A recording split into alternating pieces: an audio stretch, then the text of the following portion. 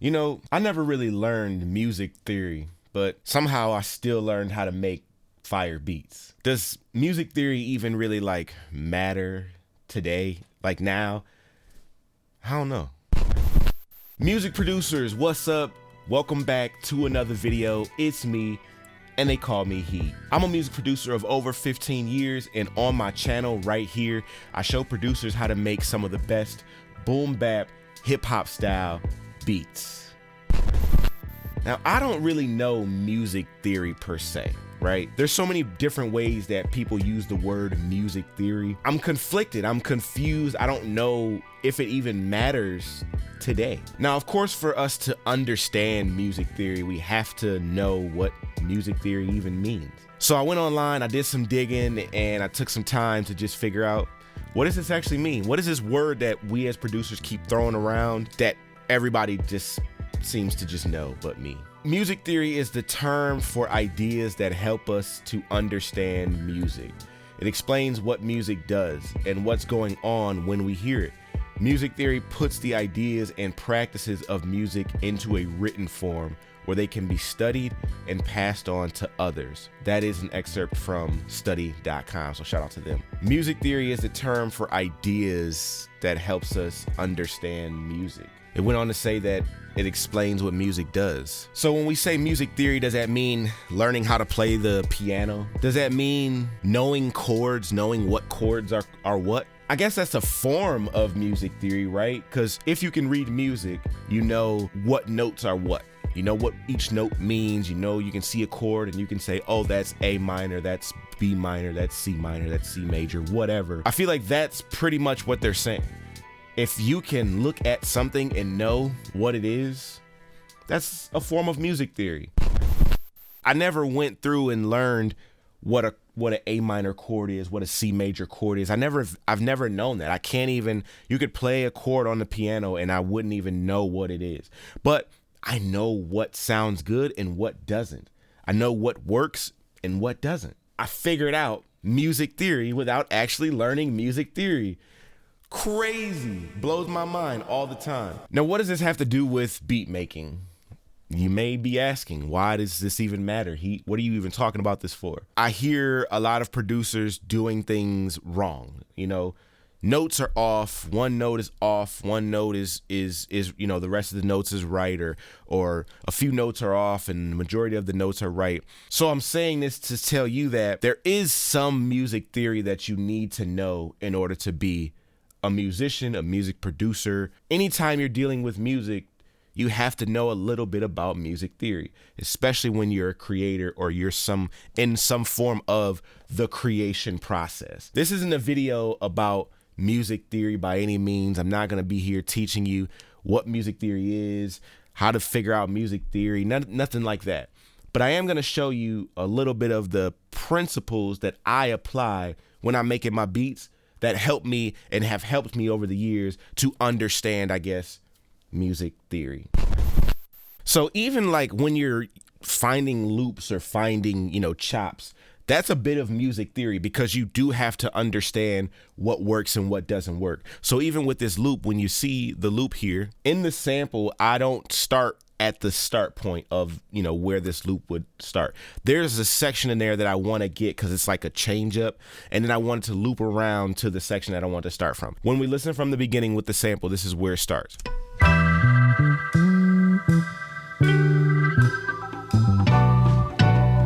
Naturally, you would want just that loop or that section right there, naturally. But for me, I've done this for so long, I know how I'm gonna end up chopping this sample.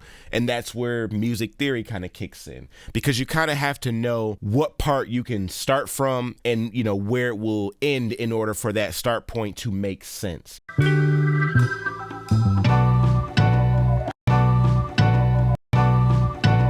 So that's like one bar of the sample, the loop that we would naturally grab. I'm grabbing the last one bar of that and then going into the rest of the sample.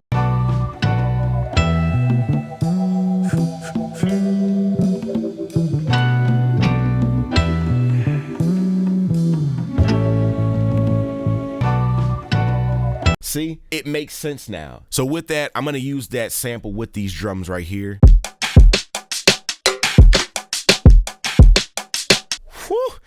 crazy. So I have the sample chopped up in the Fruity Slicer.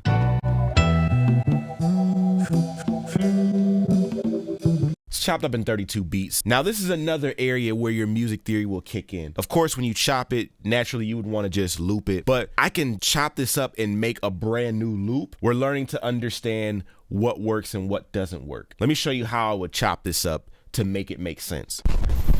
Yo, listen, if you struggle at all with making better beats, or if you struggle with mixing your beats, let's say you got great beats, but you just struggle with making it sound good, head over to boombapuniversity.com. I have a few courses over there that will help you with your beat making process as well as your mixing process. Gotta have better beats in order to sell more beats. You gotta have better beats to get more placements, right? Let me help you with that. I got the Cooking That Boom Bap Masterclass, which will walk you through the full beat making process as to how I make my beats, and I also have the Mixing and Mastering Your Beats Like a Pro Masterclass, which will show you exactly the full process as to how to mix your beats, and there's a bonus in there as well on how to mix vocals too. So I'm gonna show you all of that at boombapuniversity.com. Head over there, grab up those courses. I promise you, 15 years of proven experience to get you right. All right, let's get back into the video. Let's find a good pitch for this sample. I kind of like that one.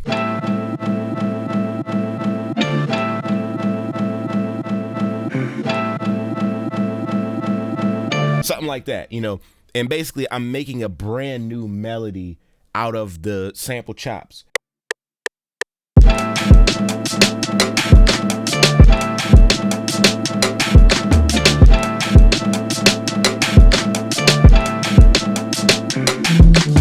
So just remember, when you are chopping samples, essentially you are using a bit of music theory. You may not, just like me, know A, B, C, things like that as far as the keys go, but you can hear what sounds good and what doesn't sound good. A lot of things that I've learned has been from just listening and understanding what doesn't sound good, what does sound good, you know, when things are clashing, stuff like that. So with the bass, when you get to adding basses in, a lot of times I hear people hit the wrong note. It may be like one semitone or two semitones up from the note it should be. A lot of you are using the right note, but it's not that note that should be used in that chord to, you know, make that bass work. I'm going to show you a little bit of what I mean. When I talk about listening and you're adding a bass line, you can take the octave up on your keyboard and listen in a higher octave. I'm going to play some notes, some off notes, and I want you to listen to what it sounds like when the note is off, so that you can begin to know and understand when your bass is not right. You'll know, you'll be able to hear that it's not right.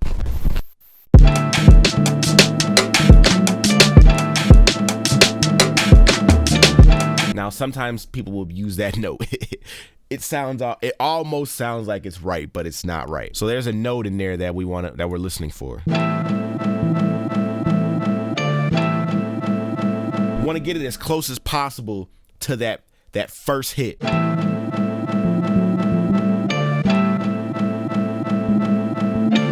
Okay, that's another note that could work.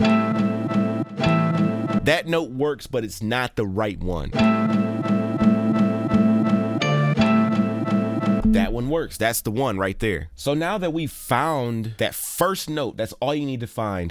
That is now essentially your root note. You listen to that first note when you're dealing with samples, you find that first root note. That's basically the start of your chord. So now anything within that chord can be played with the sample.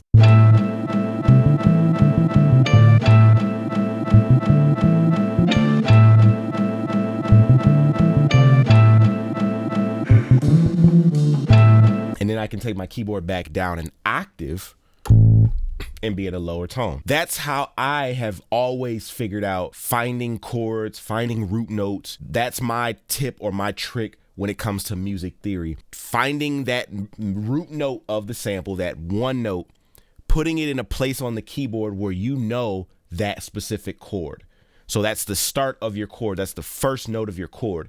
Everything else will fall into place from there. So in that, you've also learned how to, you know, play your bass correctly as well when it comes to putting a bass on top of a sample or whatever.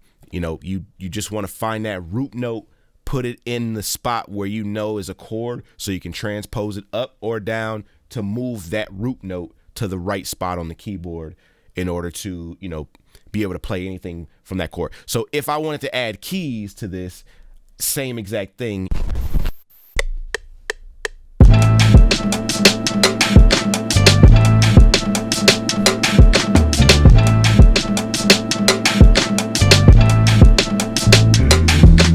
Super dope, right? So now you can take this a step further if you want to put, you know, some synths in there, some type of lead sound in there. Now everything will fall into place because now you've transposed your keyboard to fit. So no matter what sound you use, if you're in that right key on your keyboard, you're absolutely good to go. So now watch how quickly this can fall into place just by understanding that specific thing.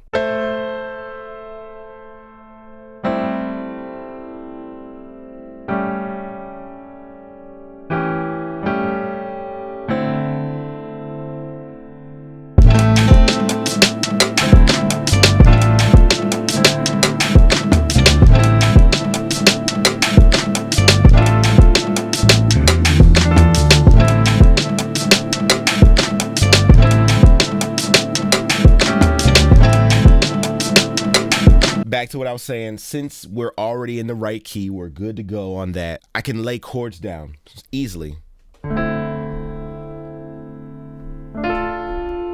It's already in the right key because we found that root note.